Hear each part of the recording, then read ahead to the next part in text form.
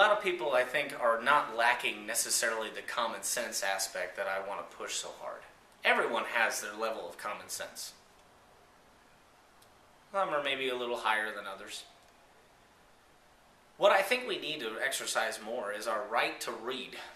Maybe a little history, for example. Every empire in the world, and do not mistake that the United States is not the greatest empire in the world. It's a scary thing to say. Most historians would say, ooh, empire sounds evil. Well, so we'll call it a nation. The nation of Rome, then, how's that? Fell the exact same way that we are actually in jeopardy of. We have troops of our military all over the world, which I'm not saying is a bad thing, but we're spread thin. We're spreading thinner. You know, if North Korea decides to actually implement military action any more strenuously, things may get uglier over there than they already are. So that's more troops out.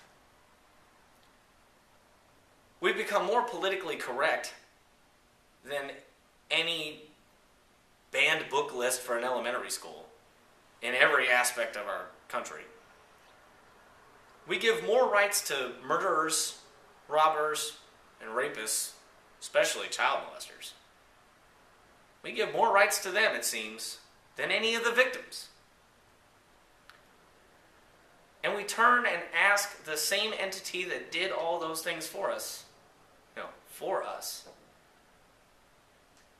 and we ask for their help and their guidance.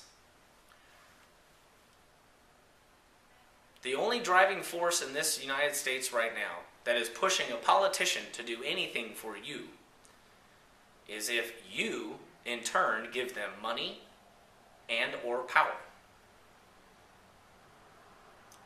There are some politicians that are good. Obviously, I'm generalizing, saying all politicians. But there's an old saying that to become a good politician and keep a political career going, you have to sell your soul. The good old boy system of Washington, D.C. is strong. It's so laid into everything that they do, there's very little way to stay out of it. It's kind of like being a cop who realizes all of his buddies are stealing money from every bust that they do. If you're the one cop that doesn't do it, a lot of guys probably aren't going to want to work with you. Unfortunately, it's the same kind of thing that you'd have to deal with in the Senate or in the House. If they're cheating, and you know they're cheating, and you don't want to cheat, they automatically see you as a threat. It's natural. And if you think that everything is driven by one vote, another vote, 2 votes, 6 votes, and it just stems up like this and stacks against itself as a voting tally,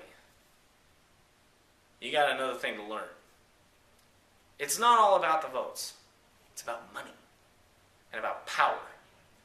We need to take that back away from the federal government. Get back to being 50 sovereign states with one defining union.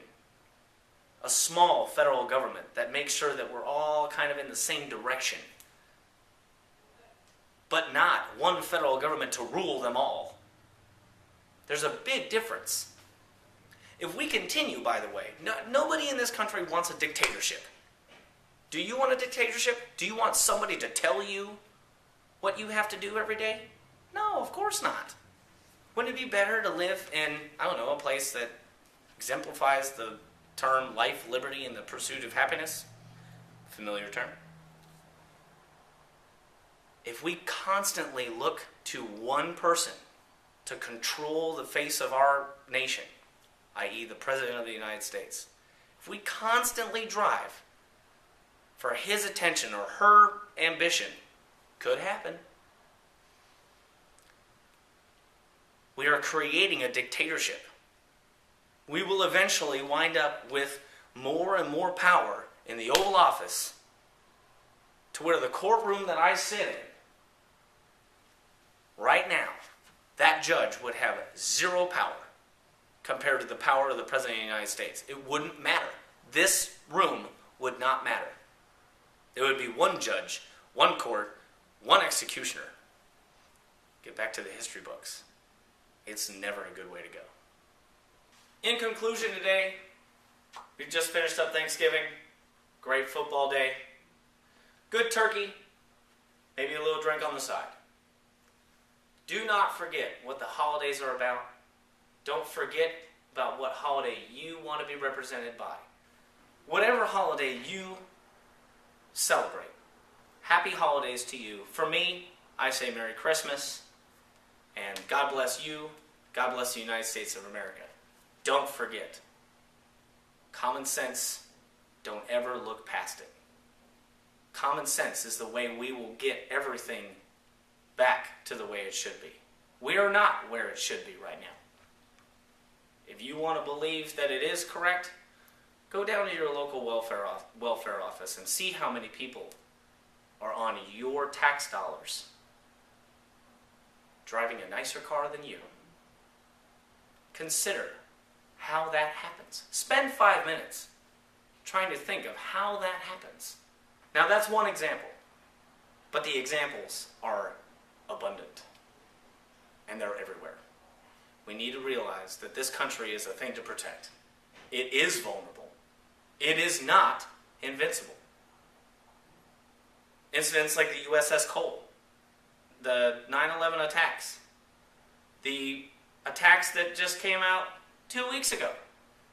Thank goodness that none of them were successful, but it sure scared the pants off of most of us, didn't it?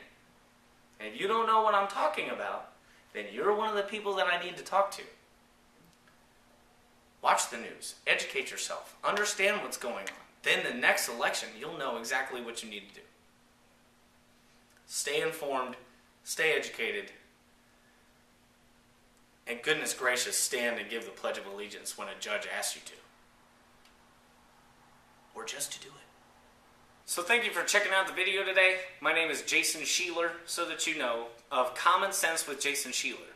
Check out jasonsheeler.com. Don't forget to comment, rate, and subscribe here on YouTube. Check us out next time. We'll keep it coming. We welcome any of your comments, gripes, concerns, any guidance you have. Let us know. Let us know what you think. And then we'll keep on going. Pushing for a better tomorrow. Thanks and have a great day. God bless.